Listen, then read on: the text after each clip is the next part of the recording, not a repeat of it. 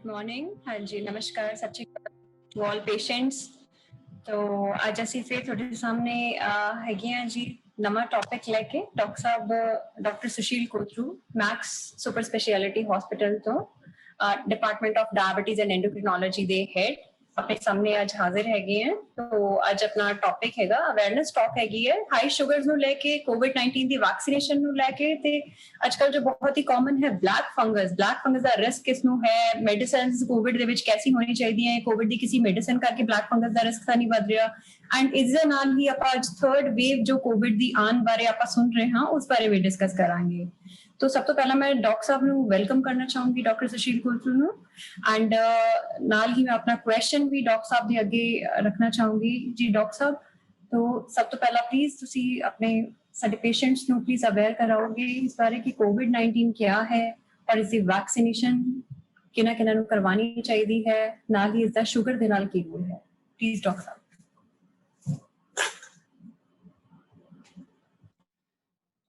To start with, thank you, Dietitian Lena, for this nice introduction of mine. At the outset, I want to thank the USV team, my MEX organization, and all the audience who are participating in this awareness program.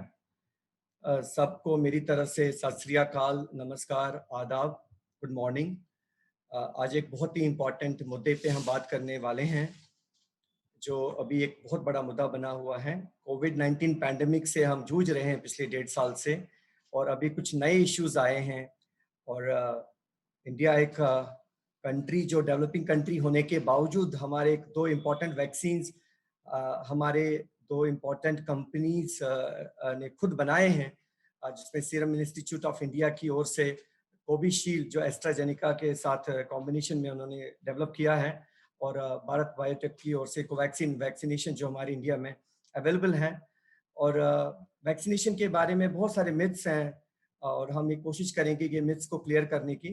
और साथ में अभी recently बहुत सारे cases जो black fungus के बारे में बताया जाता है, वैसे इसका नाम एक्चुअली अगर मेडिकल टर्मिनोलॉजी में बोला जाए तो म्यूकोरमाइकोसिस बोला जाता है, क्योंकि मैं एंडोक्रिनोलॉजिस्ट हूँ, डायबिटीज का एक्सपर्ट हूँ। डायबिटीज पेशेंट्स में पहले भी ये केसेस देखा जाता था जिनके शुगर्स कंट्रोल नहीं होता था, बट बहुत रेयर केसेस हमने देखे हैं। पिछले 10 साल में, ये कोविड आने से पहले मैंने 5 या 6 केसेस देखे थे, लेकिन अब हम हर वीक 1 या 2 केसेस देख रहे हैं म्यूकोरमाइकोसिस के। और लास्ट 2-3 वीक से मैंने 7-8 केसेस म्यूकोरमाइकोसिस के देखे हैं। तो इसका इंसिडेंस बहुत ज़्यादा बढ़ना स्टार्ट हो गया। म्यूकोरमाइकोसिस का जो डेडली डिजीज़ है, बहुत ही खतरनाक बीमारी है, जिसमें डिसफिगरमेंट भी हो जाता है कि किसी पेशेंट की आंख खराब होने के बाद आंख भी रिमूव करनी पड़ती है, और जो साइनसेस को भी पूरी तरह साफ किया जाता है, और ब्रेन में जाने के बाद मोर्टेलिटी, डेथ का खतरा ऑलमोस्ट 50 to 80% है। तो इसके बारे में भी बात करेंगे, इसका रिस्क इतना क्यों बढ़ा है जो पहले इतना रिस्क नहीं था। येलो फंगस के बारे में भी बहुत चर्चा हुई है, लेकिन इतना ज़्यादा येलो फंगस नहीं, और वाइट फंगस के बारे में भी है। आम जनता को बहुत ज़्यादा एक डर सा फैल गया है कि ये येलो फंगस, ब्लैक फंगस और ये वाइट फंगस क्या है, और वैक्सीनेशन के बारे में बहुत ज़्यादा अवेयरनेस की कमी है। और हाई शुगर्स के साथ इसका लेना देना बहुत ज़्यादा है। जो डायबिटीज़ के पेशेंट्स हैं, जिनका पहले शुगर कंट्रोल हुआ करता था, लेकिन कोविड-19 इन्फेक्शन के बाद ज़्यादातर पेशेंट्स का शुगर अनकंट्रोल्ड होना स्टार्ट हो गया है। भले ही उनको हॉस्पिटल में एडमिट करने के बाद शुगर्स बढ़ना स्टार्ट हो गया, या घर पे होम आइसोलेशन के बाद भी सबके शुगर्स अनकंट्रोल्ड होने स्टार्ट हो गए हैं। तो उसका कैसे हम निदान करें, कैसे कंट्रोल करें। कुछ पेशेंट्स को बिना कोविड के, क्योंकि लॉकडाउन की वजह से, कर्फ्यू लगने की वजह से वो बाहर वॉक नहीं करने जा सकते हैं, अपने डेली रूटीन एक्टिविटीज उनके कम हो गए हैं, उस वजह से भी शुगर बढ़ने स्टार्ट हो गए हैं। मेंटल स्ट्रेस बहुत ज़्यादा बढ़ना स्टार्ट हो गया, क्योंकि फाइनेंशियल लॉसेस हुए हैं लोगों के, बिजनेसेस बंद हो गए हैं, उस वजह से भी, स्ट्रेसेस की वजह से भी, मेंटल स्ट्रेस की वजह से भी शुगर बढ़ना स्टार्ट हो गया। तो पहले हम सोचेंगे कोविड-19 पैंडेमिक, वैसे थोड़ा सा जनरल इंट्रोडक्शन देना स्टार्ट करेंगे हम कि कोविड-19 पैंडेमिक आम जनता के लिए क्या है। कोविड-19 एक वायरल इन्फेक्शन है। बहुत सारे वायरल इन्फेक्शन हुआ करते थे, एक सिम्टोमेटिक ट्रीटमेंट लेने के बाद ठीक हुआ करते थे, लेकिन कुछ वायरल इन्फेक्शन बहुत सीरियस भी हो सकते हैं। ये कोरोना वायरस फैमिली है जो ये वायरल इन्फेक्शन करते हैं। उसमें कुछ सीरियस कोरोना वायरल इन्फेक्शन पहले भी हुआ करते थे, जिनके एपिडेमिक या पैंडेमिक हुआ करता था। 2002 या 2004 के बीच में पहले एक सीरियस कोरोना वायरल इन्फेक्शन आया था, जिसको सार्स इन्फेक्शन, जिसमें लंग्स की प्रॉब्लम बहुत ज्यादा हुआ करती थी, जिसमें अभी मोर्टेलिटी और डेथ्स का ज्यादा रिस्क था, जो भी चाइना में ही पाया गया। तो उसके बाद कोरोना वायरस फैमिली का दूसरा इन्फेक्शन जो जिसको हम मर्स बोलते हैं, जो मिडिल ईस्ट रेस्पिरेटरी सिंड्रोम जिसको बोलते हैं, जो 2012 में ज्यादातर मिडिल ईस्ट कंट्रीज में ज्यादा था, जिसमें मोर्टेलिटी ज्यादा था 30 to 35%। उसमें भी लंग्स ज्यादा इन्वॉल्व हुआ करते थे और बाकी ऑर्गन्स में भी प्रॉब्लम हुआ करती थी। तो कोरोना वायरस फैमिली जो है ज्यादातर लंग डिसऑर्डर्स ज्यादा इनमें देखा गया। फिर एक स्वाइन फ्लू जिसमें H1N1 वायरल इन्फेक्शन हुआ करता था। लेकिन जो कोविड-19 वायरल इन्फेक्शन है, जो पहले नवंबर दिसंबर में जो चाइना में ही देखा गया, जो हम बोलते हैं वुहान सिटी में, जहाँ वो वाइल्ड लाइफ, जो वाइल्ड जो वहाँ एक एरिया था जहाँ जिसमें पाया गया पहले, उसके बाद बाकी कंट्रीज में भी फैल गया। जब बाकी बहुत सारी कंट्रीज में कोई वायरल इन्फेक्शन फैल जाता है, महामारी की तौर से फैल जाता है, उसको पैंडेमिक बोलते हैं।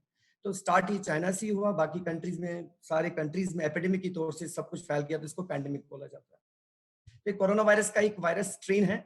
इस स्ट्रेन में क्या हुआ है कि सीरियस स्ट्रेन में है, इसमें एक सबसे इंपॉर्टेंट बात है, ये हाईली कंटेजियस है, बहुत तेजी से फैलता है।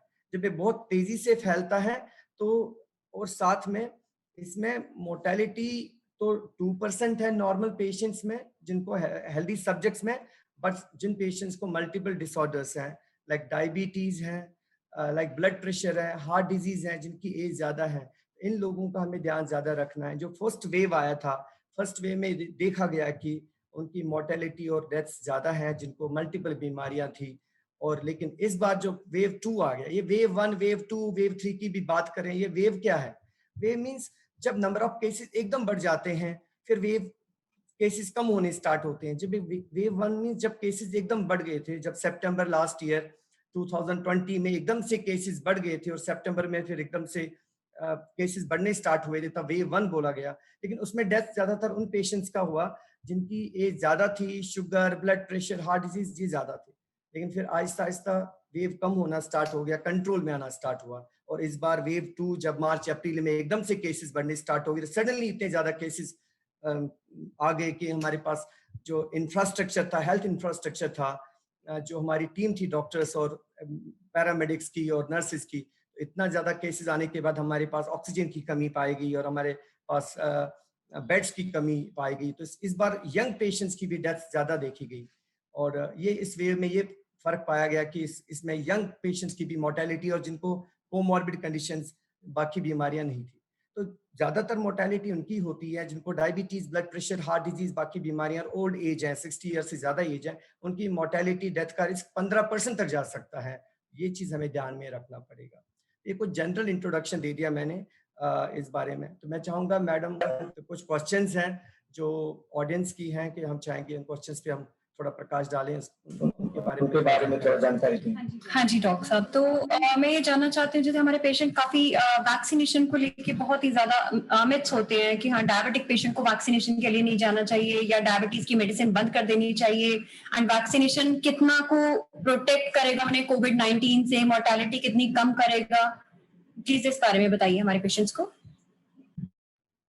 वैक्सीनेशन ही अभी हमारे पास एक ऐसा ट्रीटमेंट है जिससे हम सीरियस डिजीज से बच सकते हैं। हमारे पास, मैंने कहा कि अभी हमारे पास 2 वैक्सीन है, कोवैक्सीन और कोविशील्ड। अभी हमें अप्रूवल स्पुतनिक का भी वैक्सीनेशन का अप्रूवल मिल गया, तो हमारे पास 3 वैक्सीन अब अवेलेबल है इंडिया में।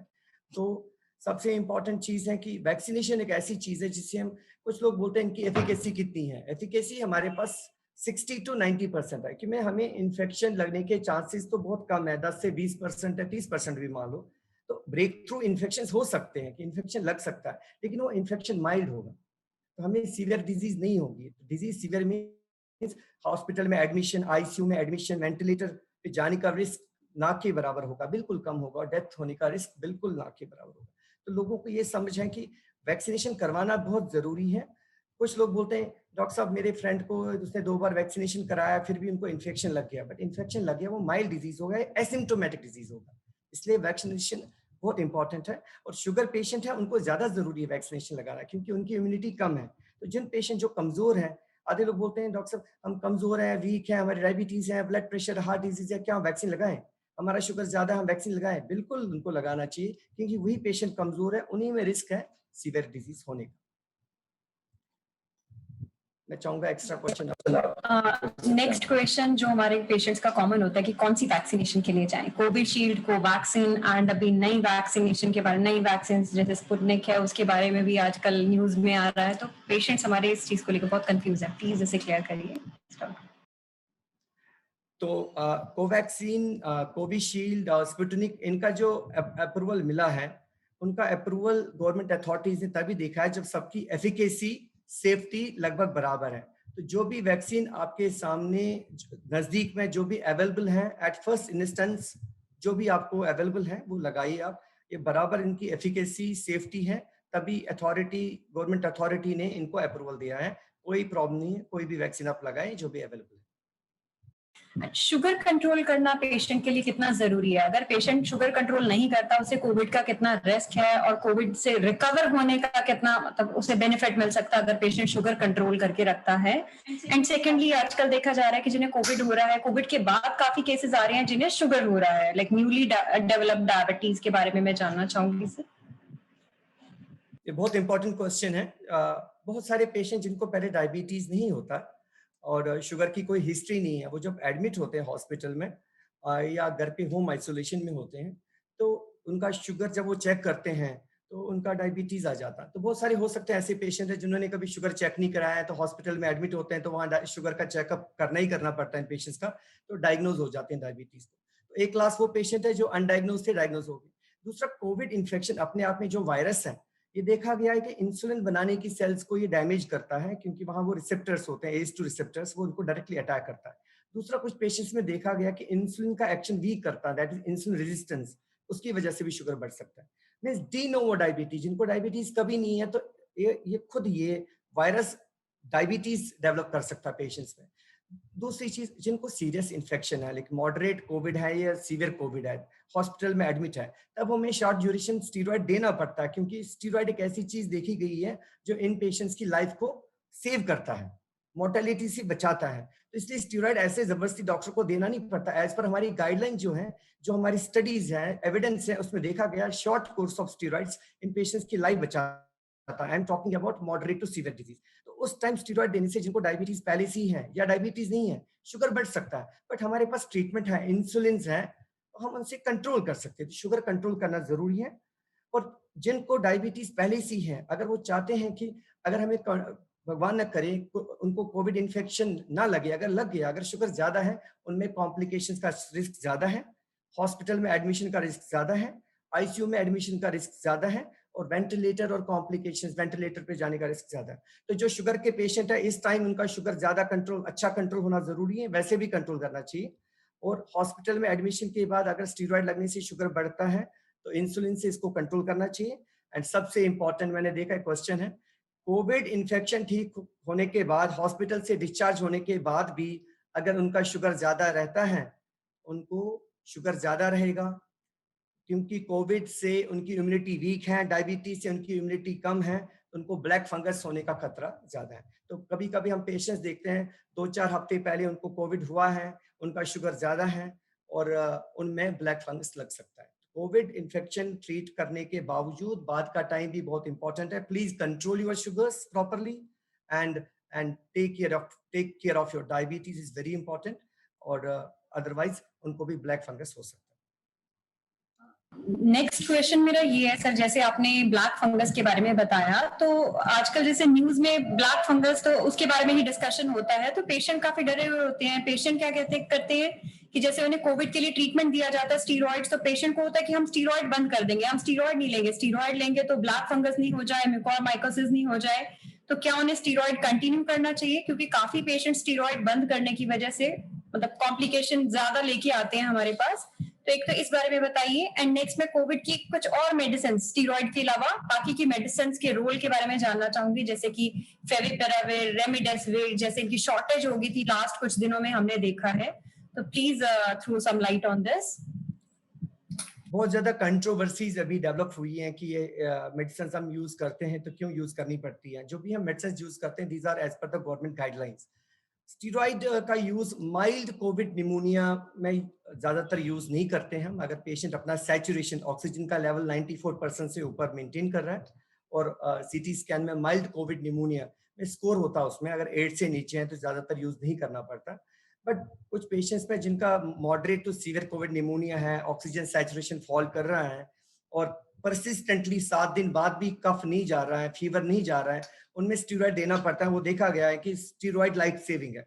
स्टीरॉइड का ड्यूरेशन एंड डोज एक इंपॉर्टेंट चीज है। हम 5 to 10 डेज का स्टीरॉइड वैसे ज्यादातर पेशेंट्स में देना पड़ता है, कुछ पेशेंट्स में ज्यादा टाइम भी देना पड़ सकता है। तो short duration of steroid, come time steroid देना पड़ेगा और जो डोज इज रिकमेंडेड है लो डोज स्टीरॉइड। अगर कम डोज दिया जाए जो रिकमेंडेड है, शॉर्ट ड्यूरेशन दिया जाए तो ये नुकसान ऐसे ज्यादा नहीं करेगा। साथ साथ में हम शुगर को कंट्रोल करने के लिए इंसुलिन का प्रॉपर इस्तेमाल करें। बट इश्यूज ये रहते हैं, कभी कभी हम प्रॉपर डॉक्टर से स्टीरॉइड नहीं लेते, सेल्फ मेडिकेशन करते हैं, स्टीरॉइड का लॉन्ग टर्म यूज करते हैं और ओवरडोज यूज करते हैं तो वो नुकसान कर सकती है। दूसरी चीज रेमडेसिविर का भी हमें हमारे पास गाइडलाइन है किन पेशेंट्स में यूज करना है। पेशेंट को जिनको हॉस्पिटलाइज है घर पे यूज नहीं कर सकते और जिनको ऑक्सीजन की रिक्वायरमेंट है, मॉडरेट डिजीज है, उनमें यूज करना है। बाकी हमारे पास ज्यादातर एविडेंस जो है जिसमें देखा गया कि मोर्टेलिटी कम होता है वो स्टीरॉइड से देखा गया। क्लॉट बनने की दवाई को रोकने के लिए जो हमारे पास लो मॉलिक्यूलर वेट हेपेरिन है और जिनको ऑक्सीजन की रिक्वायरमेंट है, ऑक्सीजन देने से वो देखा गया कि वो इंपॉर्टेंट मेडिकेशन है।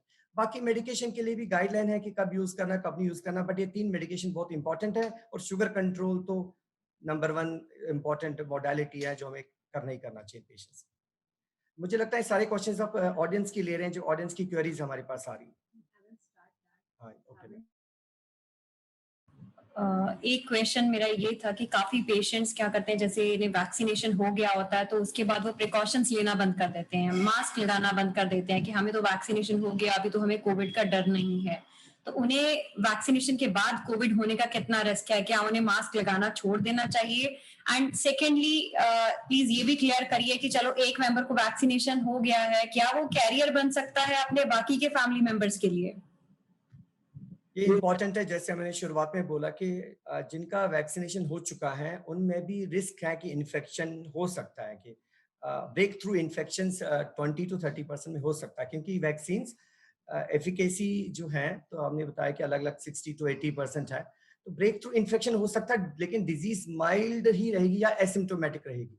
तो अगर इन्फेक्शन हो गया तो इन्फेक्शन करके वो बाकी मेंबर्स को दे सकता है और जो कम्युनिटी में और फैला सकता है इन्फेक्शन। तो कोविड एप्रोप्रिएट बिहेवियर को फॉलो करना ही करना है, प्रॉपर मास्क यूज करने प्रॉपरली, क्योंकि हम मैक्सिमम लोगों को देखते हैं वो खाली माउथ को कवर करते हैं, नोज के थ्रू भी आप स्प्रेड कर सकते हैं थ्रू ड्रॉपलेट्स। तो ये इंपॉर्टेंट है, proper use of mask is important and Covid appropriate behaviour को आप छोड़ नहीं सकते।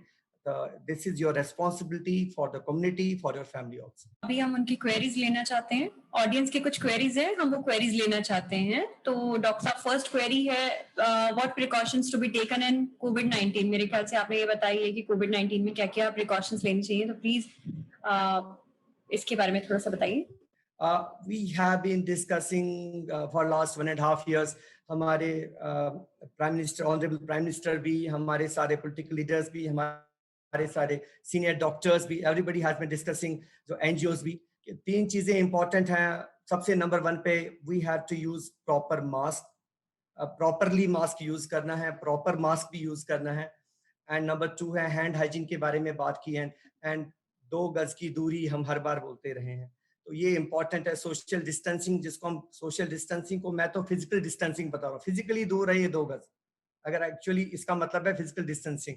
नंबर 2 है प्रॉपर और मास्क प्रॉपरली यूज करें, प्रॉपर मास्क यूज करें। एंड हैंड हाइजीन, अब हैंड हाइजीन में आप सोप का यूज करते हैं, लेकिन हम हैंड वॉश कैसे करते हैं? 2 सेकंड में हाथ धो लेते हैं, वो 20 सेकंड्स तक सोप वाटर से प्रॉपरली धो लीजिए तो हैंड हाइजीन प्रॉपर है।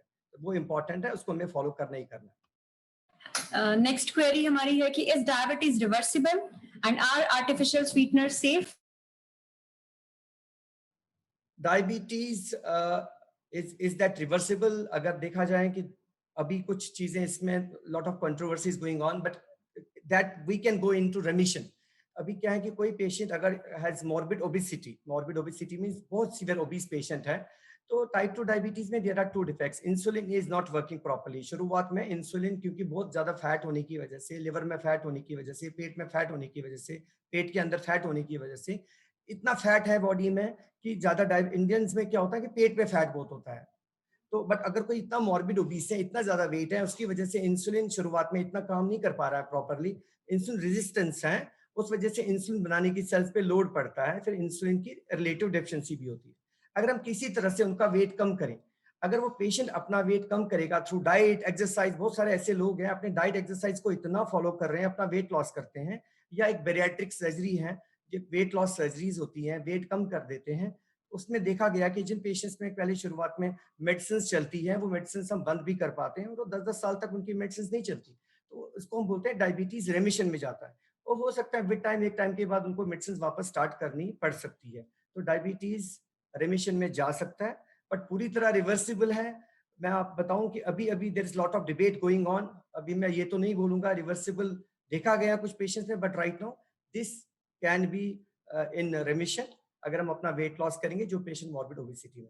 बट अबाउट आर्टिफिशियल स्वीटनर्स क्योंकि मेरे साथ बहुत एक एक्सपर्ट न्यूट्रिशनिस्ट बैठी हैं, I want you to throw more light on that about artificial sweeteners.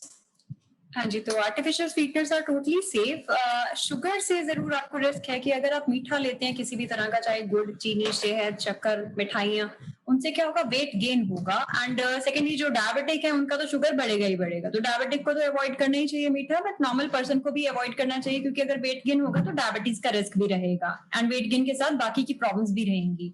तो आर्टिफिशियल स्वीटनर्स हम उनमें रिकमेंड करते हैं. Artificial sweeteners are totally safe. तो कभी अगर मीठा खाना है या कुछ भी लेना है, जैसे अगर आपको घर में खीर बनानी है या चाय, कॉफी, दूध में आपको मीठा लेना चाहते हैं, तो उसमें आर्टिफिशियल स्वीटनर्स आप ले सकते हैं, but up to a limit. Like aspartame, sucralose बिल्कुल सेफ है, बट इनमें ध्यान रखना, दो तरह के स्वीटनर्स होते हैं. One is 0 calorie sweetener and other is low calorie sweetener. Aspartame low calorie sweetener है, बहुत ही कम कैलोरीज हैं, लाइक नेग्लिजिबल है बट हैं. लेकिन सुक्रालोज है वो 0 कैलोरी स्वीटनर है, उसमें बिल्कुल भी कैलोरीज नहीं है. तो these are totally safe, but up to a limit. 4 से 5 टैबलेट एक दिन की ओके हैं, ठीक है, ठीक है. I want to throw more light on that कि सुक्रोज के बारे में मैडम ने बात की, वो बच्चों में भी सेफ है, और साथ में प्रेगनेंसी में भी सेफ है, तो nothing to worry about that. You can use that. Next question is how we prevent fungus from entering a person's body. जो कि ब्लैक फंगस की हम बात कर रहे हैं, म्यूकोरमाइकोसिस की, कि वो एंटर कैसे करता है पेशेंट की या पर्सन की बॉडी में. सबसे इंपॉर्टेंट है फंगस जो है, ब्लैक फंगस जिसको बोलते हैं, या म्यूकोरमाइकोसिस या म्यूकोरेल्स के जो स्पोर्स होते हैं, ये स्पोर्स इज प्रेजेंट एवरीवेयर. जैसे सॉइल में है, हवा में है, एवरीवेयर.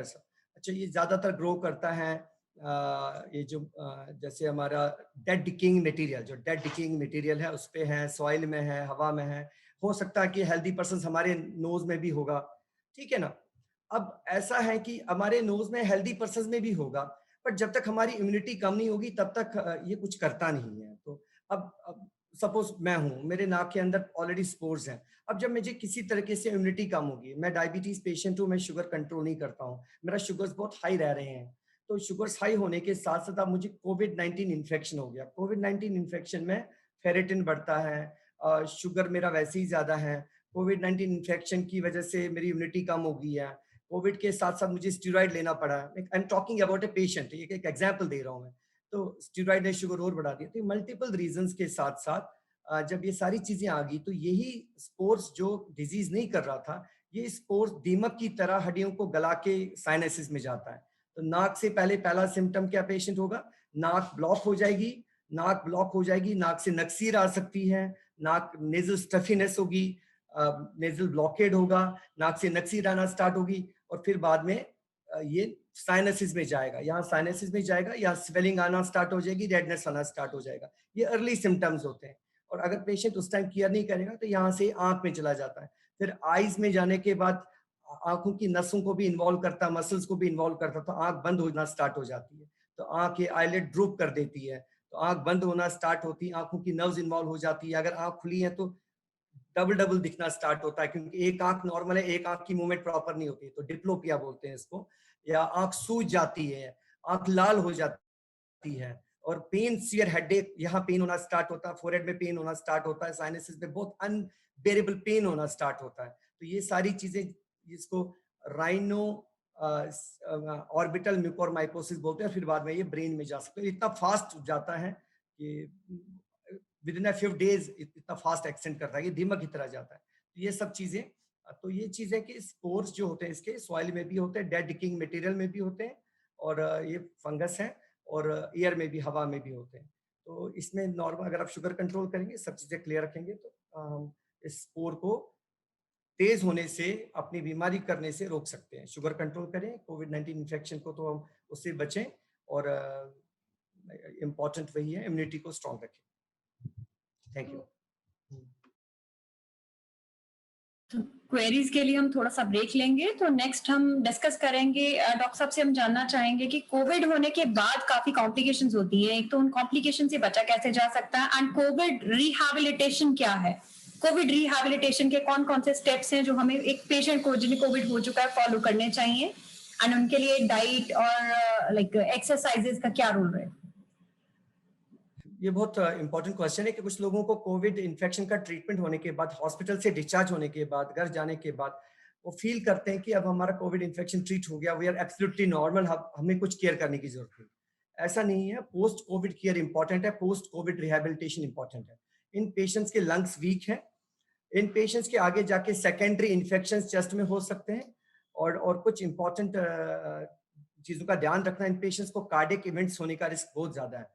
कार्डियक इवेंट क्योंकि इनका एक हाइपर कॉग्निटिव स्टेट है, कार्डियक इवेंट, हार्ट अटैक होने का रिस्क ज्यादा है, बाकी कॉम्प्लिकेशंस होने का रिस्क भी ज्यादा है। तो एक चीज सबसे इंपॉर्टेंट है, इनको हाइड्रेशन इंपॉर्टेंट है, पानी ज्यादा लेना है, हाई प्रोटीन डाइट, क्योंकि इनका मसल, क्योंकि बीच में जो कोविड इन्फेक्शन के टाइम इनका मसल ब्रेक डाउन होता है, मसल एनर्जी कम हो जाती है, हाई प्रोटीन डाइट लेना जरूरी है, हाइड्रेशन इंपॉर्टेंट है, और ब्रीदिंग एक्सरसाइजेज है, ब्रीदिंग एक्सरसाइजेज है, अनुलोम विलोम करने की जरूरी है, और एक स्पायरोमीटर आता है लंग्स के लिए, एक स्पायरोमीटर आता है, अगर देखें बॉल्स फुलाने वाली, इसमें डीप ब्रीद इन एक्सरसाइज करनी है, ये तीनों बॉल्स को ऊपर तक ले जाना, जितना भी ले सकता है, डीप ब्रीद इन करना है, मैं दिखा देता हूँ, जैसे जैसे करना, फिर सांस को रोकना है, डीप ब्रीद इन करके थोड़ी देर 4-5 सेकंड के लिए अंदर सांस रोकना है, जितना भी कर सकता है पेशेंट, क्योंकि लंग्स वीक हो गए हैं, और ब्रीद इन और ब्रीद आउट करना है। तो मतलब ये कुछ वो स्पायरोमीट्री आप यूट्यूब पे देख सकते हैं कैसे स्पायरोमीट्री होता है, इंसेंटिव स्पायरोमीट्री बोलते हैं इसको, ये और 500 रुपीज का इक्विपमेंट आता है। तो deep breathing exercise, hydration, high protein diet, हल्का फुल्का वॉक, एंड वॉक करने के बाद सैचुरेशन चेक करना, अगर सैचुरेशन ज्यादा ड्रॉप हो रहा है तो फिर उसी हिसाब से उतना हेवी एक्सरसाइज नहीं करना। तो ये कुछ चीजों का इंपॉर्टेंस है। एंड हमारी यूट्यूब चैनल पे वैसे हम पोस्ट कोविड रिहेबिलिटेशन का सारा प्रोटोकॉल है, वो फॉलो कर सकते हैं। और शुगर कंट्रोल करना जरूरी है। पोस्ट कोविड के बाद अगर शुगर आपका कंट्रोल नहीं है, पोस्ट कोविड के बाद एक टाइम है, आपको ब्लैक फंगस होने का रिस्क 2 हफ्ते बाद भी, 3 हफ्ते बाद भी ज्यादा है, और क्लॉट बढ़ने का रिस्क भी ज्यादा है, और अपने डॉक्टर से सलाह मशवरा करके जो ट्रीटमेंट इंपॉर्टेंट है वो भी लेना जरूरी है। नेक्स्ट डॉक्टर साहब मैं जानना चाहूंगी कि हम थर्ड वेव के बारे में भी सुन रहे हैं, तो कोविड की थर्ड वेव क्या है? जैसे कि पहली वेव में हमने सुना कि जो ओल्ड एज पीपल थे, ओल्डर पीपल थे, उन्हें ज्यादा इफेक्ट किया था, सेकंड वेव ने यंग पीपल को ज्यादा इफेक्ट किया है, थर्ड वेव के बारे में सुनने में आ रहा है कि उसमें बच्चे ज्यादा इफेक्ट होंगे, तो please throw some light on this. First wave मैंने कहा कि सितंबर में आया था last year 2020, second wave March April में, जो हम देख ही रहे हैं अभी थोड़ा सा डिक्लाइनिंग फेज में। तो वेव मींस एकदम से sudden rise in number of patients. अब भी सेकंड वेव डिक्लाइनिंग फेज में है, बहुत एकदम पेशेंट्स कम हो गए हैं। तो थर्ड वेव कह रहे हैं कि फर्स्ट वेव में तो जैसे आपने अभी बता ही दिया, फर्स्ट वेव में ज्यादा एल्डरली पॉपुलेशन की मोर्टेलिटी ज्यादा थी, डेथ ज्यादा थी। सेकंड वेव में यंग पेशेंट्स भी इन्वॉल्व हुए, जिनकी डेथ देखी हमने, जिनको कोई कोमॉर्बिड कंडीशंस नहीं थे। अब वैक्सीनेशन जो 18 साल से ज्यादा पेशेंट्स का हो रहा है, तो हम अभी बच्चों के लिए अभी वैक्सीनेशन की ट्रायल चल रही है, तो बच्चों का वैक्सीनेशन अभी हो नहीं रहा है। तो थर्ड वेव जो ज्यादातर जो हमारे सीनियर कोलीग्स हैं, डॉक्टर फ्रेटर्निटी है, रिसर्चर्स हैं, तो वो एक्सपेक्ट कर रहे हैं कि थर्ड वेव आगे कुछ मंथ्स के बाद आ सकती है। तो थर्ड वेव जब आएगी तो उसमें ये एक्सपेक्टेशंस रख रहे हैं कि थर्ड वेव में बच्चों का इन्वॉल्वमेंट ज्यादा रहेगा, और क्योंकि उनका वैक्सीनेशन नहीं होगा तब तक बाकी 18 से बाकी अबो जो एज की पॉपुलेशन है, मोस्टली इनका वैक्सीनेशन ज़्यादातर लोगों का हो जाएगा, तो बच्चों का इन्वॉल्वमेंट होगा। और बच्चों में आजकल जो देखा भी जा रहा है, कुछ बच्चे इन्वॉल्व हो रहे हैं। We are getting some news from Gujarat also, some other states also, कि बच्चों में इन्फेक्शन देख रहे हैं हम।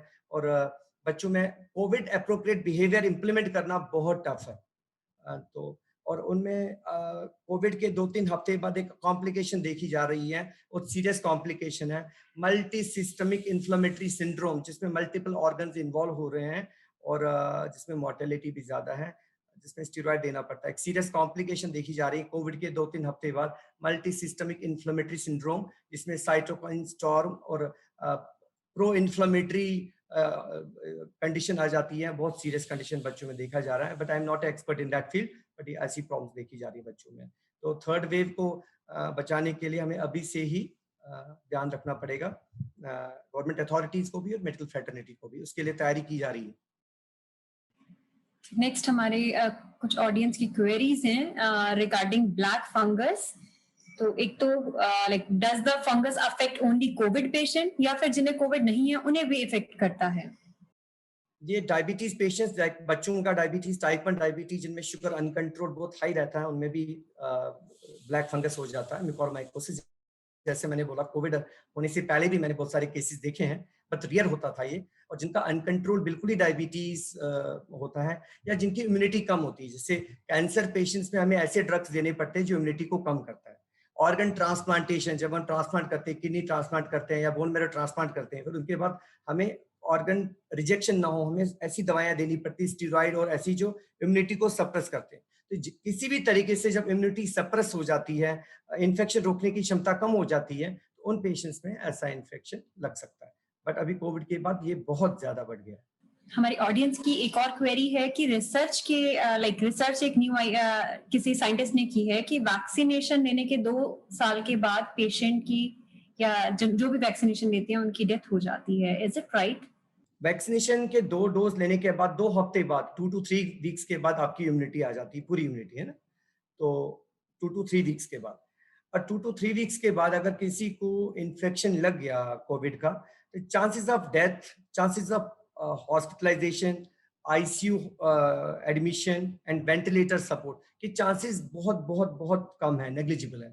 बट जिन पेशेंट को मल्टीपल ऑर्गन इन्वॉल्वमेंट है, मतलब मल्टीपल कोमॉर्बिड कंडीशंस है, किसी पेशेंट को अगर अनकंट्रोल डायबिटीज है, ब्लड प्रेशर है, हार्ट डिजीज है, अब उनको इतनी सारी बीमारियां हैं, थोड़ा सा अगर कोविड इन्फेक्शन भी हो गया, इट डज नॉट मीन कि कोविड इन्फेक्शन की वजह से ही सारा उनका हो गया, क्योंकि अंडरलाइंग बीमारियां ज्यादा है, उनका अनकंट्रोल डायबिटीज है, अनकंट्रोल हाइपरटेंशन है, पहले हार्ट डिजीज है, हार्ट वीक है, किडनीज की प्रॉब्लम भी है। इन पेशेंट्स में मोर्टेलिटी हो सकती है, दैट डज नॉट मीन कि उनको कोविड इन्फेक्शन से ही हुआ है। तो कोविड इन्फेक्शन थोड़ा सा 10% का उसका रोल है, बाकी 90% बाकी बीमारियों की वजह से हुआ है। तो ऐसे केसेस हो सकते हैं, रियर हो सकते हैं, बट मेनली कोविड के वैक्सीनेशन के दोनों डोजेज लगने के बाद मोर्टेलिटी की चांसेस बिकॉज ऑफ कोविड बहुत बहुत रियर।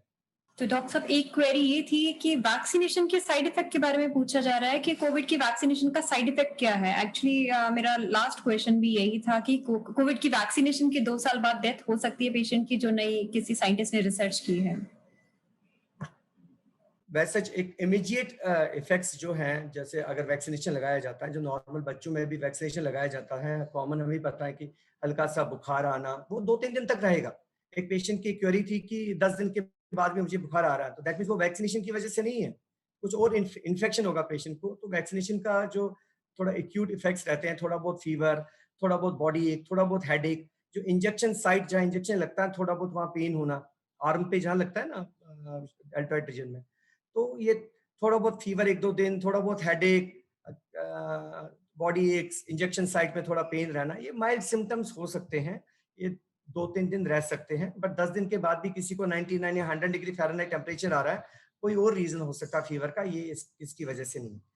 बाकी एक रियरेस्ट कॉम्प्लिकेशन देखेगी कुछ पेशेंट में, जिसमें क्लॉट 2 साल के बाद, इसके बाद इतना अभी तो हमारे पास स्टडीज ही नहीं है कि 2 साल के बाद क्या हुआ क्या नहीं हुआ। तो ये कोई अपनी एक आर्टिकल डाल देता है, तो उसको हमें उस पर इतना ध्यान नहीं रखना चाहिए, ठीक है ना। जो ज्यादातर स्टडीज, इतनी वाइड स्टडीज, थाउजेंड्स और लैक्स ऑफ पेशेंट्स पे हुआ है, जो रियल वर्ल्ड डाटा है हमारे पास, तो उसमें खाली कॉम्प्लिकेशन ये देखेगी कुछ पेशेंट्स में क्लॉट बनने की। क्लॉट बनने की कोविड इन्फेक्शन से 40,000 टाइम्स क्लॉट बनने का रिस्क है, सिगरेट स्मोकिंग से 4,000 टाइम्स रिस्क है इंस्टेड ऑफ एक कोविड वैक्सीनेशन का। तो हम 40,000 टाइम्स क्लॉट बनने का रिस्क जो कोविड इन्फेक्शन से है, जिससे डेथ होने का रिस्क है, कि एक वैक्सीनेशन का जो 1 टाइम जो रिस्क है वो रियल क्लॉट बनने का रिस्क है। और कुछ पेशेंट्स में देखा गया, वो भी टोटल वर्ल्ड में अभी तक सारी वैक्सीनेशन करोड़ सब पेशेंट्स में लगी है, 300 केसेस है टोटल, 300 केसेस अब जिनमें क्लॉट बना है। और ये इसको हमें छोड़ देना चाहिए इन चीजों को। ओकेजनली किसी कंट्री में कोई, और वो पेशेंट्स हैं जो हाई रिस्क पेशेंट्स होते हैं, जिनमें क्लॉट बनने के चांसेस ज्यादा होते हैं, जिनमें पहले भी क्लॉट बना होता है, कुछ पेशेंट में पहले क्लॉट का रिस्क था।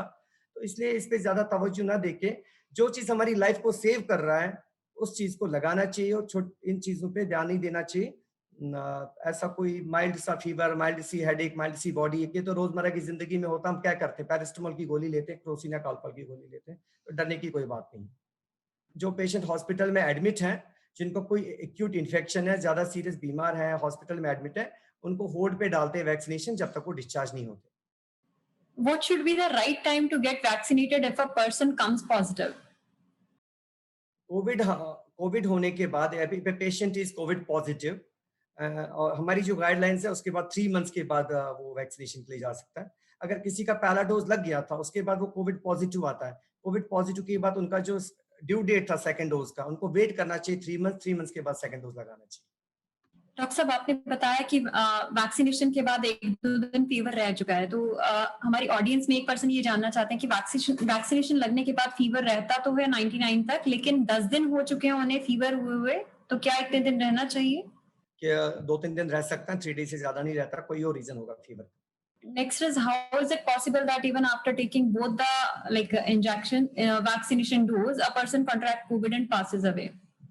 इसका भी आंसर दे दिया मैंने कि देयर आर चांसेस, क्योंकि efficacy of vaccines of Covaxin and Covishield and all that vaccines, it varies from, देखो जो एमआरए वैक्सीन्स हैं, जो एमआरए वैक्सीन्स जो हमारे हैं, दैट इज जो फाइजर का है और जो हमारा मॉडर्ना है, वो एमआरए वैक्सीन है, उनकी एफिकेसी 95% है। लेकिन जो हमारी इंडिया की वैक्सीन है, अभी कोवैक्सीन है, कोविशील्ड है, इनका इट वेरीज फ्रॉम 60 to 80% है, 90%, 10-20% तो चांसेस है इन्फेक्शन लगने का। तो इन्फेक्शन लग सकता है, इन्फेक्शन लगने के बाद मोर्टेलिटी, डेथ के चांसेस बहुत ना के बराबर है, बहुत नेग्लिजिबल है। हॉस्पिटल में एडमिशन, सीवियर डिजीज होने के चांसेस बहुत नेग्लिजिबल है। बट अगर किसी पेशेंट के मल्टीपल बीमारियां पहले से हैं, मैं ये पहले रिपीट कर रहा हूँ, diabetes, blood pressure, heart disease, heart weak है, किडनी की प्रॉब्लम है, तो उनमें ऐसा कोई रेयर केस ऐसा हो सकता है, बट मोस्टली सब पेशेंट्स को माइल्ड डिजीज होता है या एसिम्प्टोमेटिक। बहुत सारे केसेस हमारे आ रहे हैं डेली ओपीडीज में, जिन पेशेंट्स का 2 वैक्सीनेशन लगने के बाद वापस कोविड इन्फेक्शन हो गया,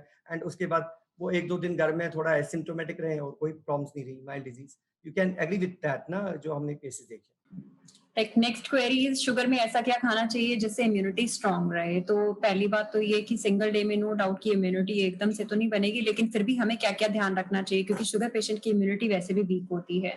तो डाइट में आपको चेंजेस यही करने चाहिए, तो vitamin C and zinc include करना चाहिए apart from taking balanced meal. इसके अलावा ऐसा नहीं है कि हमने विटामिन सी और जिंक ले लिया और हमने ध्यान में ही नहीं रखा। अगर आप बैलेंस डाइट ले रहे हैं, उसके अलावा क्या लेना चाहिए, तो विटामिन सी रिच फूड्स में क्या क्या फूड्स आएंगे, जैसे सिट्रस फ्रूट्स आ जाते हैं, लेमन, ऑरेंज, मौसमी ले सकते हैं आप, एंड आंवला बहुत ही अच्छा सोर्स है विटामिन सी का, वो भी आप डाइट में इंक्लूड कर सकते हैं। कोशिश करिए हर मील में आप इंक्लूड करिए उसे कुक करके। एंड गावा बहुत ही चीपेस्ट और रिच सोर्स है विटामिन डी का। गावा बहुत ही अच्छा फ्रूट है जो डायबिटिक पेशेंट ले सकते हैं, तो वो आप अपनी डाइट में इंक्लूड करिए। इसके अलावा जिंक ड्राई फ्रूट्स में भी होता है अवेलेबल, जैसे 5-6 बादाम, 2-3 अखरोट आप अपनी डाइट में इंक्लूड कर सकते हैं। फ्लैक्स सीड यानी अलसी के बीज आप डाइट में इंक्लूड कर सकते हैं।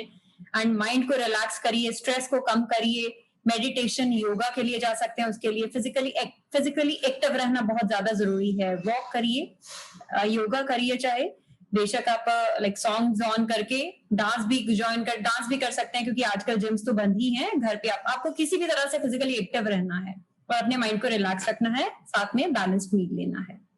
तो नेक्स्ट क्वेरी डॉक्टर साहब के लिए है, after patient get negative, how many days patient can shade infection of covid virus? Infection होने के बाद कितने दिनों तक पेशेंट दूसरों को लाइक स्प्रेड कर सकता है कोविड-19 वायरस इन्फेक्शन?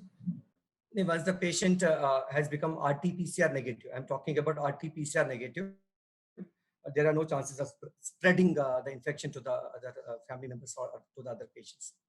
नहीं, RT-PCR negative होने के बाद कोई ऐसा issue नहीं है. I wanted to discuss another important issue, जो vaccination in pregnancy and lactating mothers. Vaccination का एक और इम्पॉर्टेंट इश्यू है कि क्या जो ब्रेस्ट फीड मदर्स हैं उनको वैक्सीनेशन के लिए जाना चाहिए, अगर प्रेगनेंसी में उनको जाना चाहिए, और अगर कोई कंसीव करना चाहते हैं तो क्या वैक्सीनेशन के लिए जाना चाहिए. इसमें अभी कुछ गाइडलाइंस हैं. अब लैक्टेटिंग मदर्स के लिए जो ब्रेस्ट फीड करा रहे हैं तो उनको वैक्सीनेशन के लिए जाना चाहिए. पहले कुछ क्लियर कट गाइडलाइंस नहीं थे, तो अब ये गाइडलाइंस आ गई हैं कि अगर मदर को वैक्सीनेट करा रहे हैं तो मदर के बॉडी में एंटीबॉडीज बनेगी. वो एंटीबॉडीज अगर ब्रेस्ट फीड के साथ बच्चे में भी जाएगी तो बच्चे को भी एक किस्म का प्रोटेक्शन भी देगी. तो वैक्सीनेशन ब्रेस्ट फीड लेडीज को दे सकते हैं. तो वैक्सीनेशन अब गाइडलाइंस में आ गई कि दे सकते हैं ब्रेस्ट फीड जो कर रही हैं लेडीज. प्रेगनेंसी में अभी कुछ क्लियर कट गाइडलाइंस नहीं है एज सच, तो ये सेफ होना चाहिए प्रेगनेंसी में, क्योंकि ट्रायल्स हमें अभी प्रेगनेंसी में नहीं हुई है.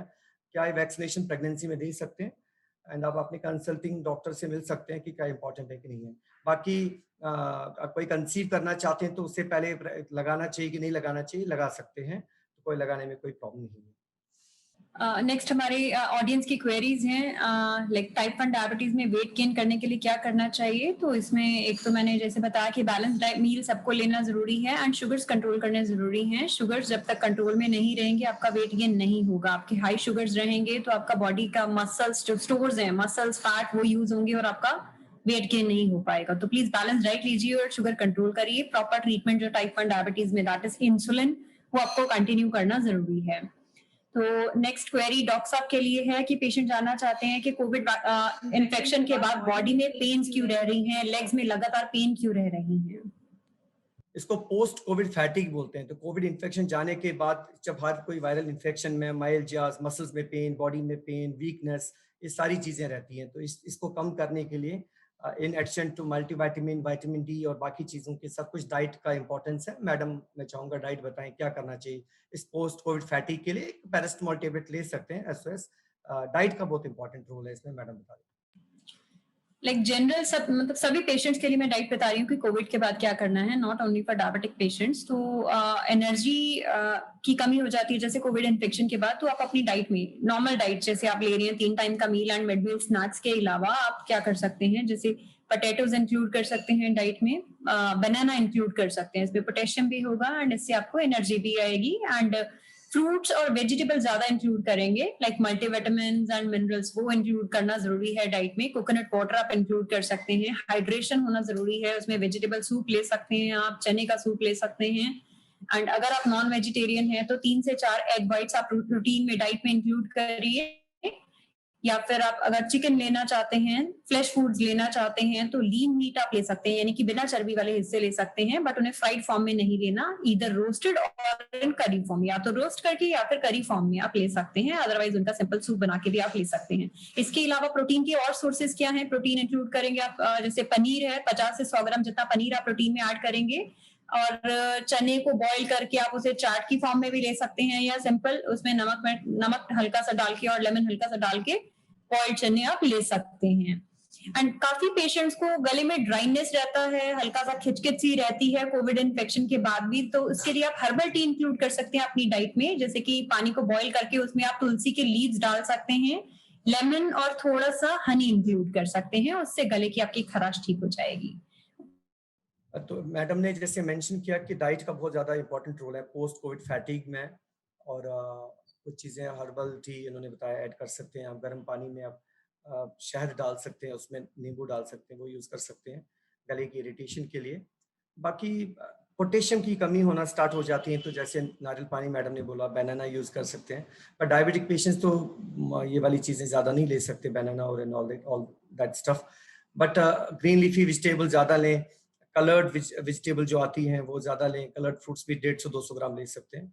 एंड कुछ पेशेंट्स को हमें सप्लीमेंट्स देने पड़ते हैं पोस्ट कोविड फैटी के लिए, तो वो हम ऐड कर सकते हैं आपकी डाइट में, ऐड ऑन कर सकते हैं आपकी मेडिसिन ट्रीटमेंट में, पर शुगर्स कंट्रोल होना ज़रूरी है.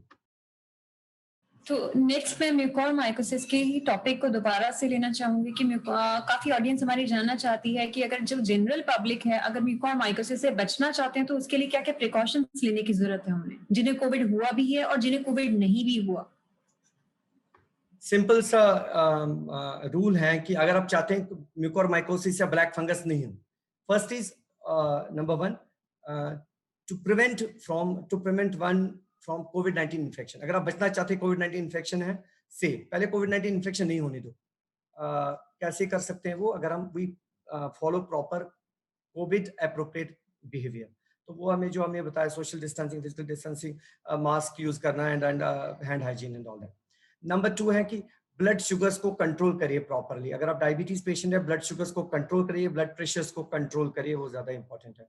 नंबर 3, अगर कोविड-19 इन्फेक्शन लग गया तो उस टाइम जो कोविड इन्फेक्शन लग गया उसका प्रॉपर ट्रीटमेंट लिया जाए, और in case moderate to severe disease है और होम आइसोलेशन में, तो मॉडरेट डिजीज में अगर हैं तो स्टीरॉइड का जो as per should be taken under the supervision of a doctor, उसका डोज, उसका ड्यूरेशन बिल्कुल कम से कम रहना चाहिए, जो एज पर डॉक्टर की एडवाइस के हिसाब से, अपनी मर्जी के हिसाब से नहीं है, एक क्वालिफाइड डॉक्टर के हिसाब से होना चाहिए। तो स्टीरॉइड का डोज कम और कम टाइम के लिए और कम से कम डोज लेना चाहिए, वो इंपॉर्टेंट है। और शुगर्स परफेक्टली कंट्रोल होना चाहिए। और पोस्ट डिस्चार्ज भी अगर कोई भी सिम्टम शुरुआत में ऐसा लगे, जैसे मैंने कहा कि जो सिम्टम्स आ सकते हैं, तो स्टेज 1 में साइनसेस इन्वॉल्व होते हैं, स्टेज 2 में आईज इन्वॉल्व होते हैं, स्टेज 3 में ब्रेन इन्वॉल्व होता है, स्टेज 4 में लंग्स। बट हमें स्टेज 1 में डायग्नोज करना है, जब नाक और साइनसेस इन्वॉल्व होते हैं। अगर यहाँ आप डॉक्टर के पास पहुंच जाते हैं तो फिर बेटर ट्रीटमेंट होगा। अगर स्टेज 3 में आईज इन्वॉल्व होने के बाद तो मैंने आई भी निकालनी पड़ती, इतना डीप आई को खराब कर देता, साइट लॉस हो जाता, विजन लॉस होता है।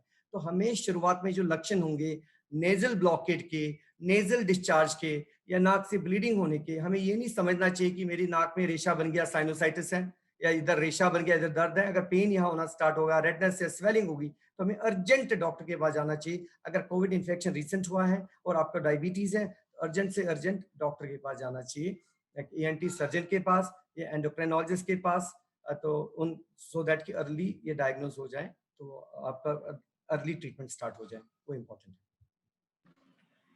नेक्स्ट हमारी क्वेरी वैक्सीनेशन को लेके ही है। क्या दोनों वैक्सीनेशन, 2 डोजेज जो वैक्सीनेशन की है, दोनों सेम होनी चाहिए या दोनों अलग भी हो सकती हैं? एंड पेशेंट को पता कैसे चलेगा कि पहली वाली उन्हें वैक्सीनेशन कौन सी लगी, क्योंकि काफी पेशेंट को नॉलेज नहीं होता कि उन्हें कौन सा वैक्सीनेशन लगा है। एंड 3 महीने का जो गैप होता है उसमें काफी पेशेंट को याद भी नहीं रहता, तो उसके लिए वो क्या करेंगे? ये बहुत इंपॉर्टेंट इशू, मैं चाहूंगा सारी ऑडियंस से प्रॉपरली सुने। पहला डोज अगर आपका कोविशील्ड का लगा है तो नेक्स्ट डोज भी कोविशील्ड का ही लगना चाहिए।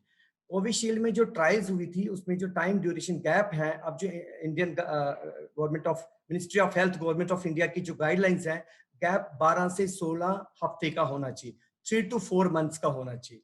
पहले तो 4 वीक्स के बाद ही लगता था या 6 वीक्स के बाद ही लगता था, लेकिन ये देखा गया कि जो ट्रायल्स स्टडीज हुई थी उसमें देखा गया अगर 3 से 4 महीने का गैप होगा तो ज्यादा बेटर इम्यूनिटी डेवलप होती है। तो अब Indian ministry of health government of India ने भी जो गाइडलाइंस हैं, 3 से 4 महीने के बाद ही दूसरा डोज लगेगा। अगर कोविशील्ड लगा है तो कोविशील्ड ही लगाना है, क्योंकि सेम डोज सेम वैक्सीन से ही अभी तक स्टडीज हुई है कितना फायदा होता है। अगर किसी को कोविशील्ड लगा है, बाद में कोवैक्सीन लगा है, हमें ये नहीं पता कि पेशेंट को क्या साइड इफेक्ट होगा या क्या फायदा होगा। इसके साथ हमारे पास कोई एविडेंस नहीं, कोई ट्रायल नहीं, कोई स्टडी नहीं।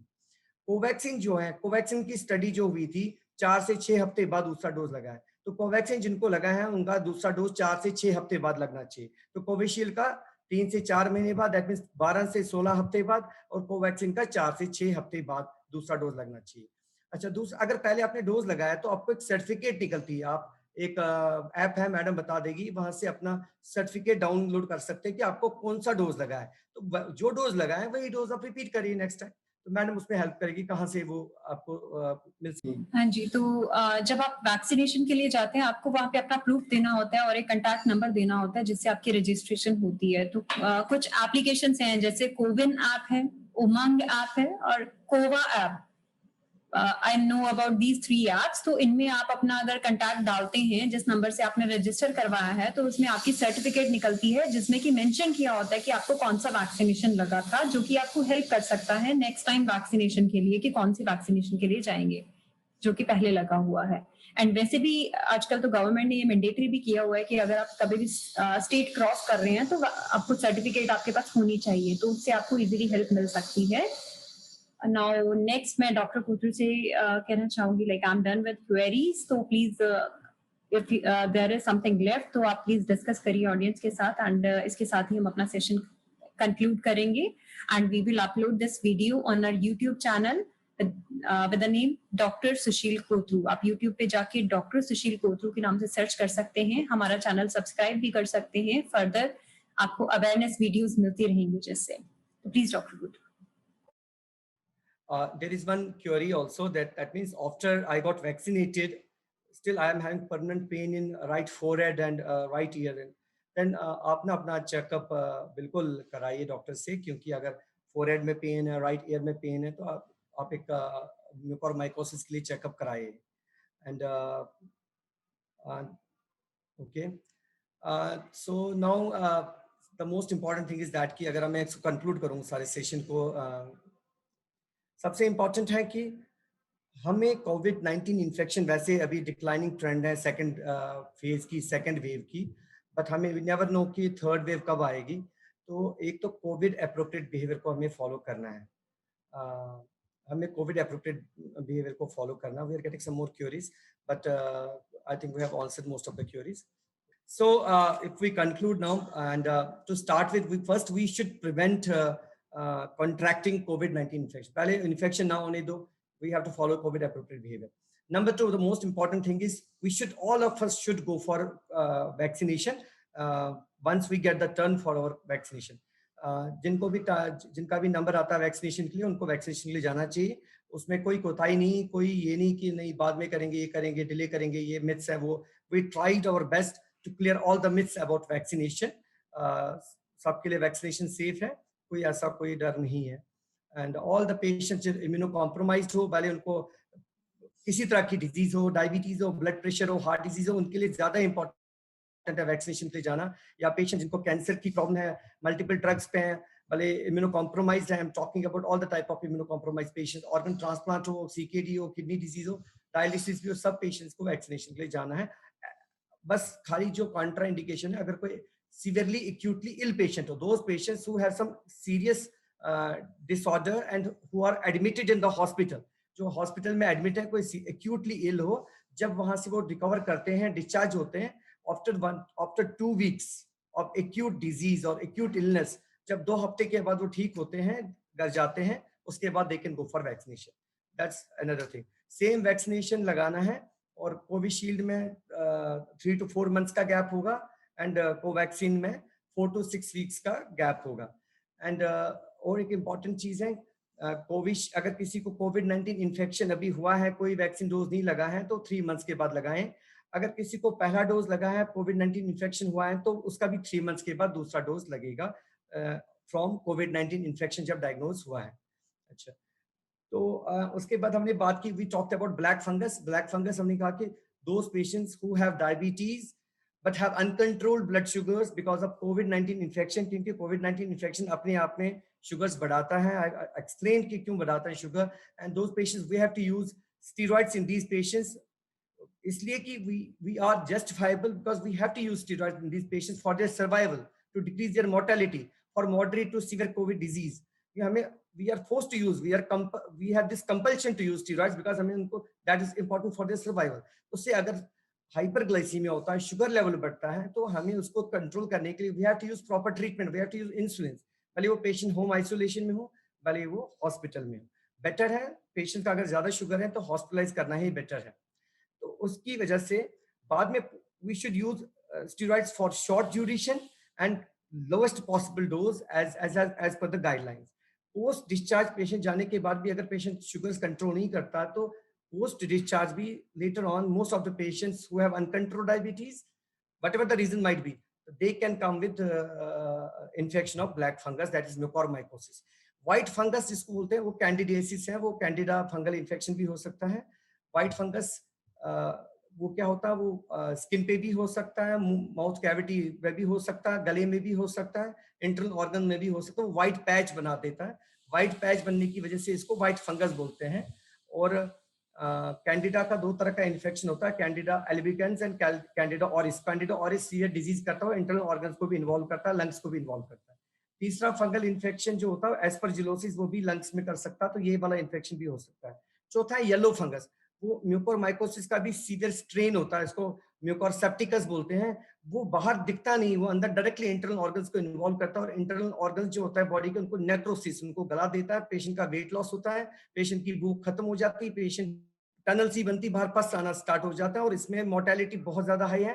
ट्रीटमेंट वही एम्फोटेरिसिन है। The cost of treatment for fungal infection like mucormycosis और ब्लैक फंगस और yellow fungus is very very high, but yellow fungus में बहुत कम केसेस आए हैं, but it is highly dreadful situation, बहुत बहुत ज्यादा हाई मोर्टेलिटी है, chances of survival is very less, and the underlying reason is same: uncontrolled diabetes, immunocompromised patient, post-COVID infection, and the treatment remains the same: control of diabetes, short duration diabetes, steroid, low dose of steroid as per whatever the guidelines we have. Vaccination we have taken care of.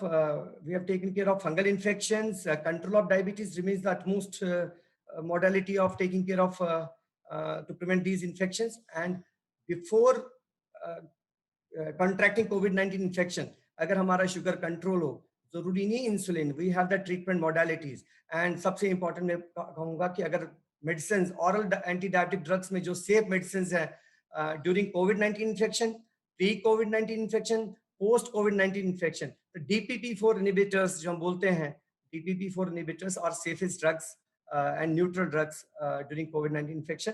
अगर कोई patient SGLT2 inhibitors पे है, जो लोग समझते हैं, we have to stop these drugs during hospitalization, during acute infection, during COVID-19 infection, moderate to severe disease, because these patients can develop euglycemic ketoacidosis. And we want to share our helpline number, 97800114442. Basically, if the patients have any sort of queries, they can talk to us, any sort of problems, any issues. And this is a free of cost helpline number. It works round the clock for 24 hours. We have 2 helpline numbers for the patients, pan India, all across India. And one is 97800114442. And another is 9797595946. And we are working at Max Per Specialty Hospital, Bathinda. Another, we have one center at Jammu also. And we have a big department of endocrine and diabetes at Max Per Specialty Hospital. This is a comprehensive 360-degree diabetes care center.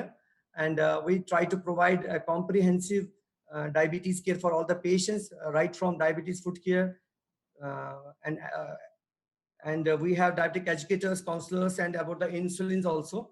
We are providing insulin pumps. So we have more than 3,000 type 1 diabetes patients with us. And about the diabetes awareness also, we have done lots of programs for diabetes care and diabetes awareness also. And we have started specialized clinics for type 1 diabetes, diabetes in pregnancy, and we have started thyroid clinics and obesity clinics also. And we are already running bariatric surgery program. And in addition to that, specialty clinics, specialty endocrine clinics like polycystic ovarian syndrome clinic, and one men's health clinic, because men's after 45 years who are suffering from diabetes, they suffer from sexual disorders and other disorders also. But we have started men's health clinic also. And thank you for all the support, the team from USV, and you have done a fantastic job, and all audience, you have shown a lot of patience. And the Max organization, the Max Hospital Bathinda, they provided some logistics for organizing this webinar.